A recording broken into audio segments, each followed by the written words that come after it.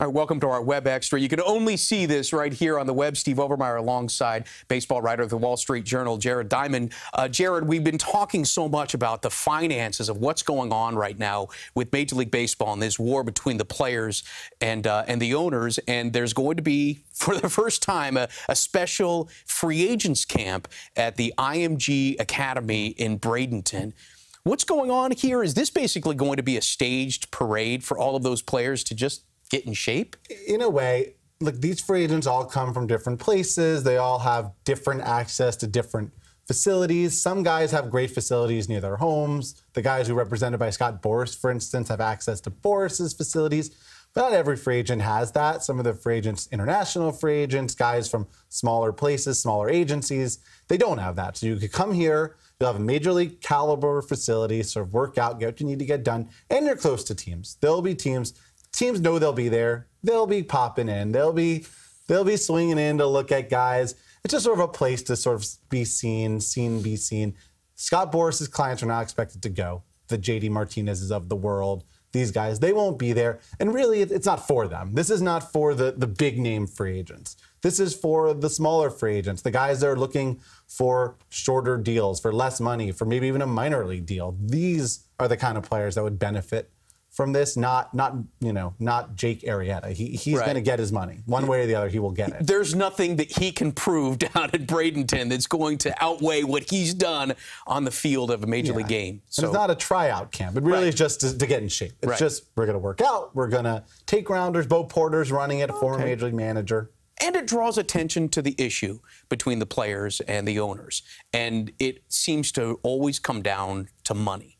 So I'm curious because it seems to always. Sure it does. So I'm curious, because of all the revenue sharing and because of all the TV deals that are out there, have ticket sales been pushed to the back burner or no longer important to these teams? It's certainly not the top priority for teams in terms of a revenue stream. The primary revenue stream for baseball teams now is the television deal. These deals that they locked in for 20 years in some cases, or 10 years, these very long deals. And those are guaranteed. They get paid whether or not you show up to the park, whether or not you watch. Some TV network has decided you're worth giving all that money to over a decade or however long to broadcast your games. That's the biggest thing. Revenue sharing does help the smaller market teams, some of them. It doesn't help the Yankees, it doesn't help the Mets, but it helps some others.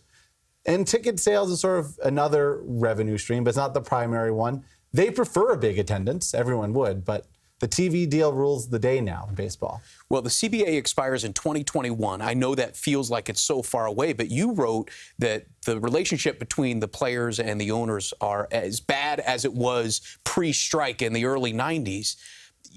Are we headed for a possible work stoppage? Right now, things look bad.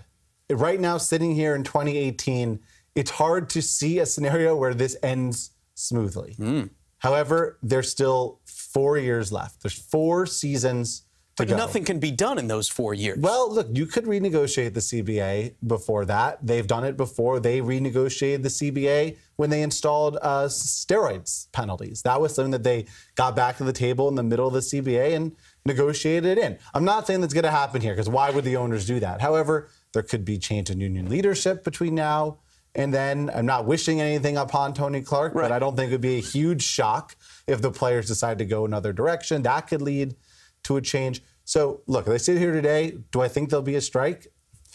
It's hard to sort of see this not ending that way, but I wouldn't bet on it 4 years early. It felt like the players' mentality with Tony Clark was, listen, we trust you. You got our best interests in mind. Go out there, get us a really good deal. Here's some really cool things that we'd like on the side. Okay, so what should they be asking for this time? Because as we talked about on air, the revenue sharing has certainly changed the dynamic of these lower class teams, the teams at the lower end of things, and the money that is going to the players has shifted from 56% to some 38%. What do they need to really work on? So baseball's financial structure forever, since free agency started, really, has been based on a very simple sort of agreement, gentleman's agreement between the players and the teams. And that's, we will give up our earnings early in our career for team control, so you can control us for 6 years at a cheap price, very cheap, well below market value, especially if you're a good player.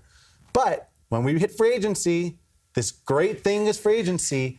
You will pay us. We're going to cash in. And it'll be maybe more than we deserve. Maybe we're being paid a little bit for what we've done, not what we're going to do. But that's the agreement. And for a long time, it kind of worked out nicely. That has now changed. These owners now are saying, we're not doing that. We're not paying for you when you're old and not as You're good. still going to control them at the low price. We're still not paying you when you're young and good because we don't. That's the rule. And also, we don't want to pay you when you're old and bad anymore because it doesn't work. Right. That's a problem. So how do you change this? There's the sort of nuclear option, which is try to blow up the entire system and restart it from scratch. Probably won't happen. As much as I would love to see that happen, probably won't happen. So smaller, sort of maybe more realistic things that you could do. First of all, the minimum salary, address that. Address the minimum salary. It's still about in the 550,000 range. I know that sounds like a lot, and it is. However, it has not grown with revenues. So revenues in baseball have grown dramatically. Player salaries have gone up, but the minimum salary has only grown a little, not proportionately. That's a problem because that means that's sort of your starting, that's your baseline. We all know from any job, where you start your career has a big bearing on your earning potential ultimately. Two, you want to talk about changing arbitration rules. Is that something that could be done? Right now it's after 3 years. Could that be moved up? I don't think you're going to get fewer years before free agency, but there's other things you do. This restricted free agency we talked about potentially. Yeah, that's the thing, is and the NFL does this successfully. They have a restricted free agent. It allows other teams to bid on a player, and then it's up to them whether or not they want to match it. So is there any value to the idea that maybe we have a restricted free agency after, say, year 5? It just opens up the floodgates maybe a year early. Yeah, it's something that I think has been discussed. I'm sure the players have also at least noodled with this idea. I think there's problems with it, like there are problems with anything else. They have to do with competitive balance. Does it screw over the smaller teams more than it should? That's not for me really to decide. The other thing they really should need to address is some sort of anti-tanking sort of regulation, something to incentivize winning. Now, the sort of obvious way of doing this is a salary floor, which is you have to spend $80 million in payroll. However, if they do that, what are the owners going to ask for? They're going to ask for a salary cap, of course. And if you're the players, you cannot agree to that. Right.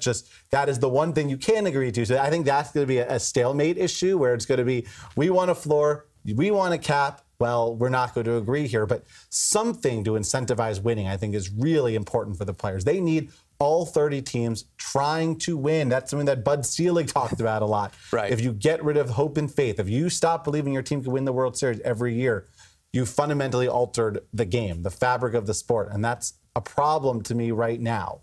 That's what we go into this spring. Every team has hope, or most teams have hope, and I'm sure that this is going to be a topic you're going to be writing about for the entire year. Wall Street Journal baseball writer Jared Diamond, thank you so much. I really appreciate your time. Thank you.